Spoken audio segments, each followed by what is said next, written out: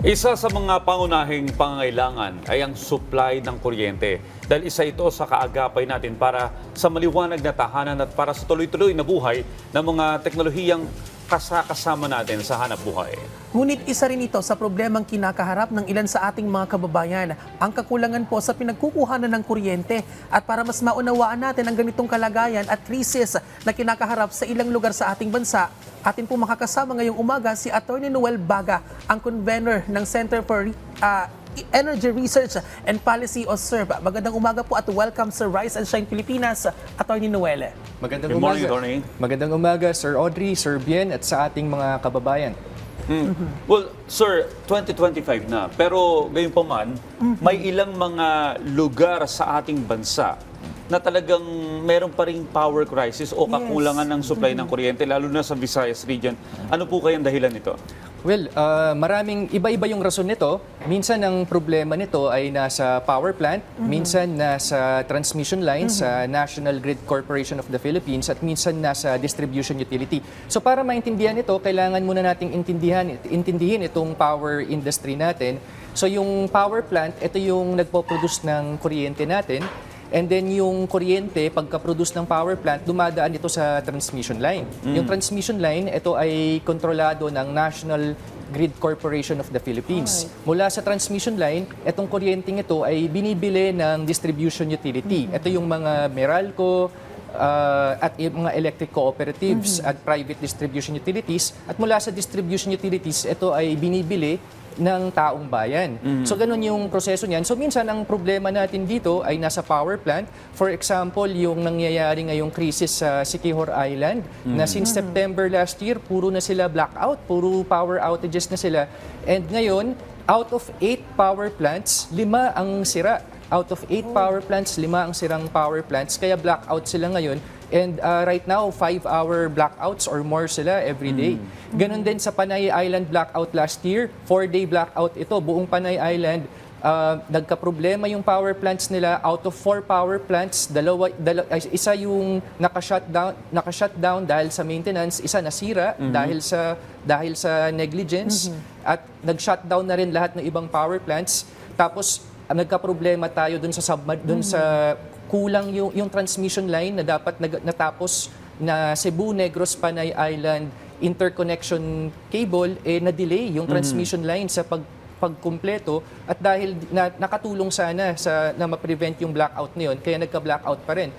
Yung sa narinig na balitaan na natin, syempre yung Surigao Island blackout, ang nag-cause nito ay submarine cable na ang kontrolado ng National Grid Corporation of the Philippines or NGCP.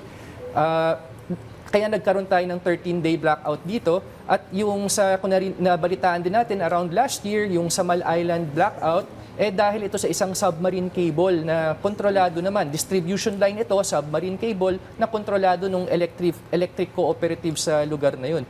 Kaya ito yung mga problema. May kakulangan ang power plants natin, may kakulangan yung transmission lines ng National Grid Corporation of the Philippines, at may kakulangan din on the part of the distribution utilities. Attorney, karamihan po ba sa mga naitatala nating nagkakaroon ng krisis sa kuryente ay yung mga nasa liblib na lugar o yung mga tinatawag nating geographically isolated areas, or paano po natin tinutugunan yun? Kasi aminado po kayo na may problema talaga sa supply ng kuryente. So paano po natin tinutugunan yun? Usually, natutuganan naman yon ng gobyerno, ina-actionan naman ng gobyerno yon. Kunwari, ngayon, in-announce ng Department of Energy ni Secretary Sharon Garin na isinususpend din na nila yung Certificate of Compliance ng Siquijor Power Corporation kasi almost 1 year na puro blackout. At ngayon, again, like we discussed, out of 8 power plants, 5 ang sira, kaya sinususpindi na. So ganun, kailangan ng more enforcement mula sa Department of Energy at sa Energy Regulatory Commission. At bakit sa Visayas area, Mindanao area, Visayas area yung nagkakaproblemang ganito? Ito yung mga hindi nabibigyan pansin ng national government pagdating dito sa mas hindi nila nare-regulate, nabibigyan pansin itong mga power plants na to at itong mga distribution utilities na to. Kaya doon nangyayari. Ang hirap kasi ng walang kuryente, Sir Audrey, di ba? Basic needs kasi natin yan eh. Well, nung panahon namin, nung 90s, madalas yan. Pero ito, ang question ko dito, base po sa pag-aaral, sir, ang Pilipinas ay isa sa pinaka mataas yung electricity rate. No, ang mahal magbayad ng Yes, kuryente. yes. Ngayon, sa mga lugar sa Visayas at Mindanao, kailangan ng mga investor na pumasok para magkaroon ng mas sustainable na supply ng kuryente. Meron bang sa kasalukuyan ginagawa ngayon para makakahikayat ng investor para sa electrification ng mga lugar na walang kuryente? Ito naman sa ngayon talagang ang Department of Energy natin ay tuloy-tuloy sa kanilang mga programa para pang-attract at hiyakat ng mga foreign investors natin na pumasok sa energy industry. Nung 2022, in-announce ng Department of Energy na pwede na ang 100% foreign-owned renewable energy companies na mag-operate sa Pilipinas. Dahil dito, napakaraming foreign renewable energy corporations, solar power, wind power ang pumasok sa bansa natin. Kaya at ito naman tuloy-tuloy naman yung gobyerno sa mga programa niya. In-announce nga ni Presidente Bongbong Marcos sa kanyang State of the Nation address na dati bago siya umupo sa katungkulan, 5 milyon ang walang kuryente. And ngayon, around 2.5 million na lang, 3 million people na lang ang walang kuryente. Kaya halos kalahati ay nabigyan naman ng gobyerno ng kuryente during that time. Kaya may at itong mga ganitong hakbang ay nakakatulong sa pag-attract ng foreign investors. Siyempre, iba rin yung issue ng presyo ng kuryente na kailangan nating pababain. Kasi sabi nga ng Philippine Chamber of Commerce, isang pangunahing rason kung bakit nahihirapan tayo maka-attract ng foreign investors ay dahil sa taas ng kuryente. So kailangan i-reform yung competitive selection process natin. Alright, Attorney, wanna know lang, no? May mga programa na ba ang gobyerno para masolusyonan yung mga ganitong krisis sa kuryente, especially doon sa mga kababayan na natin na nakatira nga sa mga liblib na lugar? At bukod doon, paano nakikibahagi doon ang SERP? Yes.